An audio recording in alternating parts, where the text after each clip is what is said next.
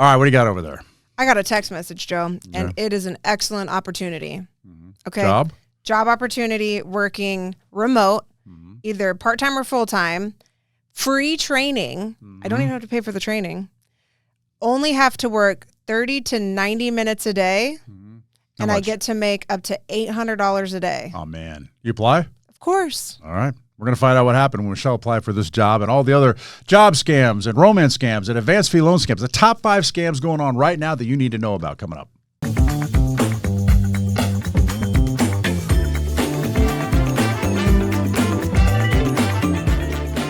I'm Joe Ducey with the Better Business Bureau, and this is Joe Knows Better. I'm Joe Ducey with the Better Business Bureau, here with Michelle Marin, also from the BBB, and you got a job text. Boy, you know, we haven't heard anything about scams involving jobs. Never. Not enough. So what is it? Well, I mean, what is this thing basically telling you? Yeah, so I got this text message, and it's a common scam right now, and it's almost like they're using the exact same template, Joe. Yeah. They replace the business name with a different agency or a corporation, sometimes impersonating legitimate businesses, and they offer this amazing, too good to be true opportunity, fully remote, working just nonsense hours, 30 minutes a day. Who really works 30 minutes a day? Yeah. Yeah. Making $800 a day. So it just sounds exceptional, right? And it's working at home. You get paid a lot of money. You do nothing. Right. To do nothing. But they're getting people. And a lot of people have reported this to ScamTracker, same almost exact template. And I texted back the person, and unfortunately, for the sake of this, I didn't hear back yet. Well, we don't get it, man. We want you here. But it is a big scam. I mean, you look through ScamTracker. ScamTracker is something that the BB has about 81,000 complaints a year, but it's a great place to go to look for scams in your area, by area actually, and also to report scams so that other people can see them and not fall for them, hopefully. But job employment scams is a big one. And usually, how does it typically work? They used to be they sent you like a big fake check, right? First of all, they hire you without seeing you in many cases, right? It's all done by text. Yeah. Yeah, and then suddenly you're hired. Yeah. No interview process or very minimal interview process. And they're really evolving right now to kind of cater to the people who are getting a little bit more savvy with, is this a scam? We had one guy reach out on ScamTracker, and it was a Monster energy drink impersonator. And all he had to do was put their logo on his car. And they said, you're going to get... It was $2,350. Yeah. And the guy says, great, sure, send me the details, I'll take it. But then they sent him $2,500. Yeah. So just a little bit more. And he was smart enough. So they wanted that money back then, the overpayment, right? Yeah. So that's how they get you. They send you a little bit more, and to them they want it to appear like an accident where you deposit this check, but then the overpayment you need to give them back. Yeah. But really that check doesn't clear, it doesn't cash, and now you're out anything that you've given them to believe to be an overpayment. Yeah, and it works, I think, with setting up your remote office. Send some of that money that we gave you, that big fake check they didn't tell you it's fake. Right. And your money's gone. And now you and I have talked to people who they're also getting into like crypto and accounts that have to be open. I don't know if you got an example there, but it's an investment thing where apparently you have to fund your own account in order to get paid. Yeah, we had an interesting one submitted, and it was a woman who said that she received a text message from someone on WhatsApp, which is red flag in itself. Red flag. They lead you off of the platform to a text. Yep. And it was a position where she was using data optimization to rate other apps like Teams, so common platform that may seem legit because it's a professional platform used by legitimate companies. But she had to put her own money into this account. This is what's crazy to me. Yeah. Well, here's the thing, Joe. She starts off with small increments, starting off with $20 in order to rate these apps, right? Yeah. But then they started wanting more. This individual reported that they ended up having to upgrade. They kept suggesting that she had to upgrade to these other levels in order to get the money that she had earned back to her, costing her upwards of $25,000, adding another $50,000. Yeah. She's out $190,000. $190,000. $190,000. This is the person you're talking about before when we were talking off of mic here.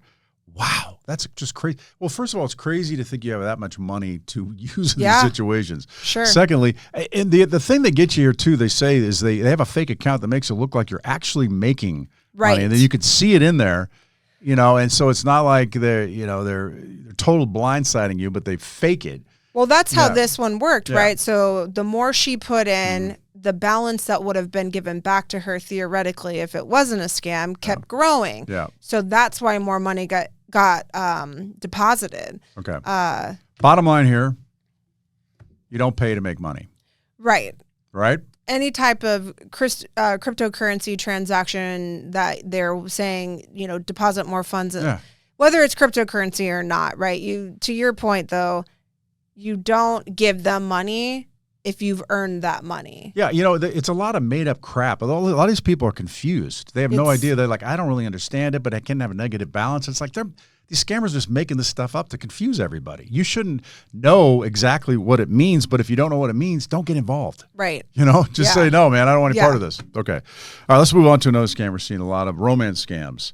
Romance scams are not as frequent as like a job scam, but probably you lose more money in this scam than any other. Oh, you lose more than money. You lose your heart and soul. You lose your heart.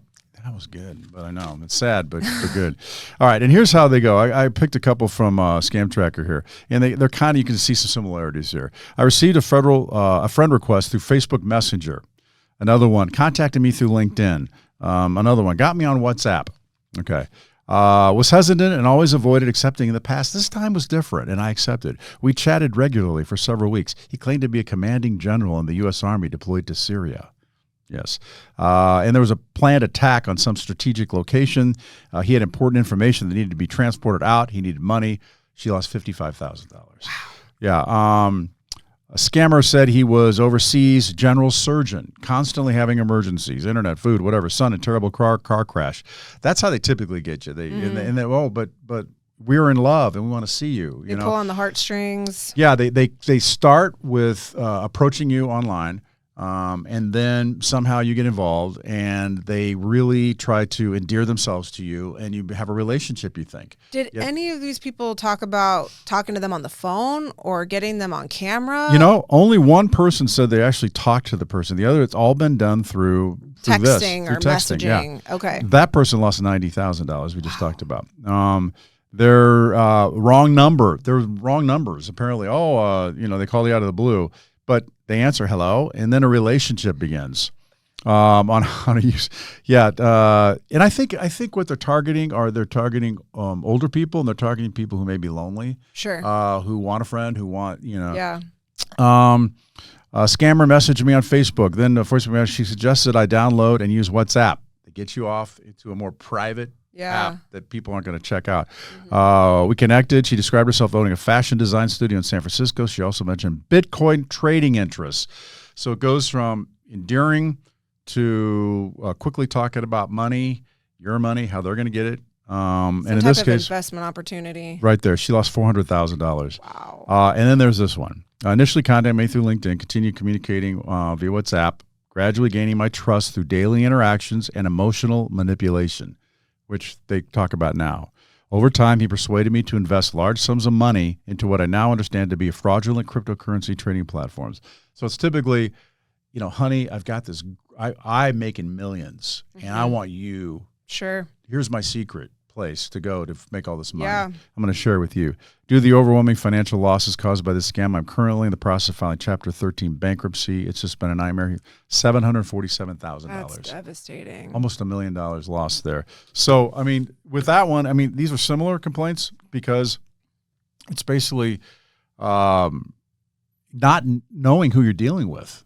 Yeah. In that case, it's an employer. In this case, it's a person who supposedly loves you, but you have no idea who this person is. Yeah. You know, the pictures are fake. You could do a reverse Google image image search if you get a picture to see if it shows up someplace else. You might find it on a bunch of different websites. Somebody just stole it and made it look like them. If you can, do a background check. I mean, see if this person's even real. And I think the other thing is, if you're first of all, if you're involved in it now and think that it's really love, take a step back before you give any more information and maybe talk to a family member or friend about it. And then, hopefully you will not proceed.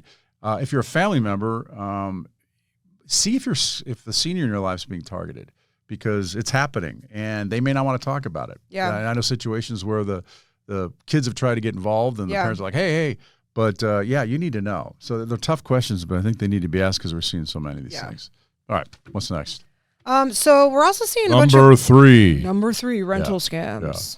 But really though, this rental scam is mind blowing because people need places to live. Mm-hmm. And when you're in a desperate situation and you're trying to find somewhere to put a roof over your head, people do some wild things. But something that came up recently in our ScamTracker submissions is it's beyond now just taking pictures and posting it as a property that's actually not for sale, not for rent at all. Mm-hmm. But these companies, that are being impersonated, they are demanding payment for an application before they're even letting people view the property. And people are still paying that. But this is just the level of desperation, I think, that the housing market is right now. So what do they call it? Like a pre-app fee? I mean, it's even before that. There's an application fee, which is bogus enough. It's called a pre-screening application is one of the terminologies used in pre-screening. It's a pre-screening application. And so in this particular instance, it was just $50, but think about how many people are probably wanting to look at this property. It's always marked significantly lower than the typical rental value for that neighborhood or the home size or just characteristics, if you will. And they are taking this pre-screening application fee. Yeah. And then in one case, they would do then the only type of tour or viewing that they would do is virtual. Okay. And so then that gets them to put even more money down. And so these people are putting thousands of money down on a property that they've never even stepped foot into. So are they necessarily fake properties, or are they real properties and they're just making all this money off the way they're showing people? Or it varies. So one of them, actually, the person showed up and they realized that the pictures that they put for this particular address was 5 houses down.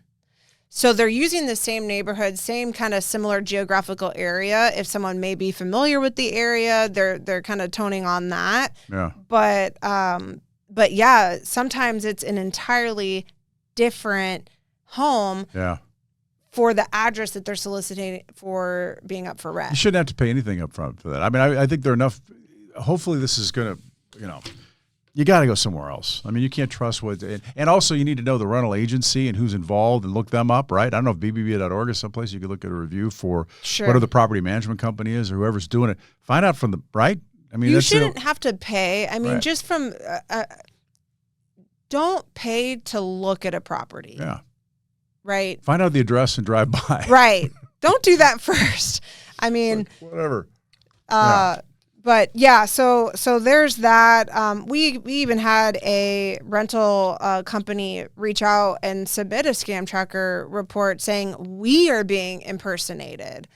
Oh, by so total scammers. out scam. Yeah. So pretending to be a legitimate place, and then so they said that they were being impersonated, and so people thought that they were actually interacting with their company, but in reality it was these scammers who just used their credibility to try to get people to pay deposits and application fees. Okay. Yeah, that's so don't do it. That's right. Yeah. If you want to see it, you shouldn't have to pay to see it. Look at it in That makes no person. sense. Before you give any money, look at it in person. All right. Let's move on to another one. Number 4.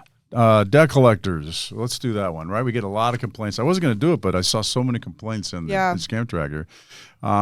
It's the same old thing, everybody. It's There was a civil lawsuit that they were mediators to be able to stop the lawsuit process involving a credit card. So these people said they were mediators, and they were going to stop a credit card. I guess the person didn't pay it. I told them that I told them I did not remember having one. Oh, wow. They told me I could make payments, that they had lowered the debt from $6,000 to $2,200, which actually can happen in some legitimate, and BBB.org is a good place to go to find legitimate places. Take Charge America, Money Management, they're nonprofits, so they can try to lower the debt amounts with credit card companies from $6,000 to $2,200. I made a payment of $2,000. They said that they could collect each month. She lost $3,200. Wow. Yeah. A lot of these from debt collector things are because they're just BS. You know, it's going to be served with they left a voicemail for me to call because I was going to be served with a lawsuit for a past debt. So I called back. They said I owed $4,700, but we're willing to settle for half if they paid now. Lost $300. They called, demanded $4,800, threatening me, saying that I needed to make payment today for $238. They'd be monthly 12 months payments, and if I don't do that, then I'll be sued and have to go to court. He said another one. He said a debt went into collections. I was trying to find out as much information as I could. No, he wouldn't give me. Oh, this is interesting. I could know about this collection, and he was becoming upset and hung up on me. I called back. He answered and tried to find out what he was talking about, and I asked to speak to a supervisor. He hung up on me. I called back. Wow. I asked what kind of car it was. This is the debt that he apparently owes, right? He's just like, why do I owe? Curious. Right. And he stated he did not have any information on the vehicle. Okay. First of all, he kept calling back, man. You know, but there are laws about debt collections. They can't threaten you. They can only call between 8 a.m. and 9 p.m. They can't call any other hours. They have to give you information about what the debt is. And keep track of your debt. Yeah. I mean, I think you'd probably know in these situations because it's that bad. I mean, there's some things you wonder about. They're very specific on dollar amounts. So they are. But they need to give you what the debt is. Right. They need to say who the debt was owed to. They need to say the date the debt happened. They got to give information about themselves. All that has to happen. If they can't do that, it's a fraud. And you know what? If I'm getting a call about a debt, I'm not taking it. I'm hanging up. Absolutely. You know, they're going to get hold of you other ways, illegitimate ways. Usually they send you a letter. They find you and they send you a letter. But these calls are just bogus. So don't give them any information. If you think you owe a debt, I don't know, man. You know, go back to where your credit card company might have been, find the legitimate contact information for them, and write them and say, hey, do I have this? In a lot of cases, they're either total scams or they're buying these debts that are basically forgiven.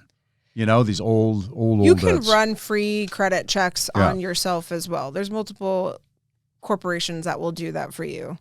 Credit reports? Yeah. Like annual credit report is a good one. Annualcreditreport.com is basically what the government forced the three big credit bureaus to give for free, and you can get a report all the time now, anytime you want, about not your credit score, but your credit report. So you can actually see if any accounts have been opened in your name and those kinds of things, or if there's a debt. You're right. That's a great way to do it. Credit. Good idea. What else we got? I need a number 5. I got one. Or if you want to do it. Well, I was looking at some online purchases and number 5. Online. We need an announcer with an echo.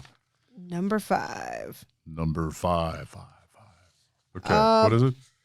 Man, a lot of these submissions to ScamTracker about online purchases, the consumers are just not getting what they bought.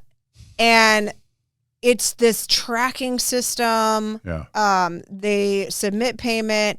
They say that they're going to get an email. They send a follow-up to the company. Hey, where's my product at? Oh, we'll send your tracking information in a couple days. Never get tracking information.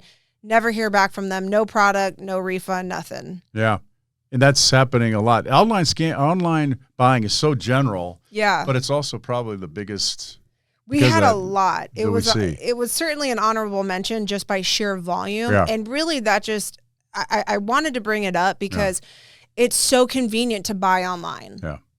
I hate going to the store now. Yeah. If I can buy something online, I'll do it. So let's talk about what you would do. So you need to look up the company name, whatever it is, right? Find out if it's a legitimate site. Put it through just like you would anything else through bbb.org. Yep. Go to online and say, is there a scam here? Look for complaints. Find out if it's a legitimate site. Yep. Before doing any business with them. Look them up before you make a payment or buy something. Yeah. Double check the URL and make sure that that URL is, in fact, the company's actual URL and official website. And always pay with a credit card. Always. It's the only way, not cash, not app, any kind of app, no debit card. I mean, because that's cash. So Yeah. credit card, you have some protections later. It could fight it if there's a problem. Yeah. Anything else on that one? Because I do have an added scam. Added Number scam 6. bonus. Number 6, fake invoices. All right. Only because it happened with the Better Business Bureau involved, that one. Yes. But there are a lot of them. But what we're seeing is it's an old scam, but we're seeing a lot of it, and that is scammers have now tricked people into thinking that they bought something that they didn't. So you might have gotten an email or text saying, "Hey, you paid $450 to PayPal for this, whatever it was, or you bought this thing through Amazon, and our customer service representatives are standing by if you have any problem with this dispute." And the people are calling the number, and of course, it's all a scam. Mm-hmm. So they're getting talked into crazy amounts of things. In one case, it actually involved the Better Business Bureau. The woman got involved with this thing, and she there was a certain amount of money involved. It's like $150, let's say, or whatever, right? Yeah. And she had to. They said, okay, we're going to give you a refund, right, of the amount that apparently you paid that you didn't really pay. So you have to enter the amount of the refund in this thing that they give you through the computer. That's all the scammers. So let's say she put in 150. She saw a decimal there. So she put 150 and then .0 or a decimal point 00, $150. Mm-hmm. Well, suddenly she sees a decimal point gone. So it looks like $15,000. So it looks like she's getting a refund for $15,000. Mm-hmm. Scammer says, "Oh my God, what'd you do?" She's like, I only put $150 in there. Yeah. She's like, "Oh my God, you got to give that money back." So she's thinking she's trying to get the money back. She goes and tries to get her bank to wire the money. Yep. It happens day after day. They can't wire the money for some reason.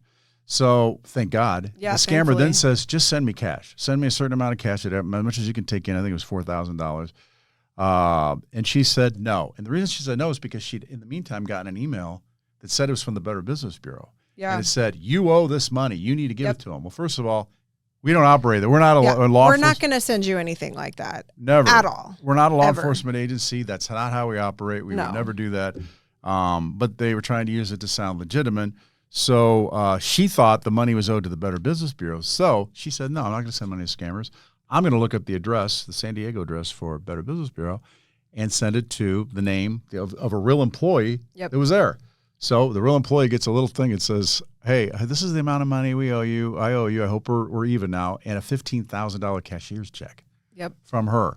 So that was money that, thank God, we got because we gave back or tore up. I can't remember one of the two, but she didn't, it didn't come out of her account. She didn't lose $15,000. And we talked to her. Yeah. Yeah, she's a really nice lady. Very nice. But these are fake invoices. We were just talking about this before. Trying to tell people what is a fake invoice and what is real and what all these things. I'm like, you know what? You get this, just assume it's fake. Yeah. Right? If you got an account with somebody, go into the account, operate it that way. Only go to the source, Direct back of your credit card, or whatever it is. Don't communicate with these guys, be it text, email, phone. And don't even trust the phone number that they put in the email or the text message or on this fake invoice. Go search for the company's legitimate contact information. You can find it on bbb.org. You can look at, make sure Google has the right number for them, find the right website for them, find the number directly right there on their website, on their real website. Yeah. So that's it. Top 5, actually, the added one, top 6 scams that we're seeing right now. Hopefully if you hear this, it'll register when you see this or hear it from coming at you. And basically the bottom line to me is take a step back, think about it. Don't react quickly. And a lot of this wouldn't happen really. Yeah. Or send cash. Don't send cash and take time to think about it. Don't ever send cash. So, as Michelle said, bbb.org is a great place for ScamTracker and to check reviews of businesses and check out whether these things are legitimate. You can go to joeknowsbetter.com to find out the podcasts and the quick tips that we're doing. And we'll see you next time.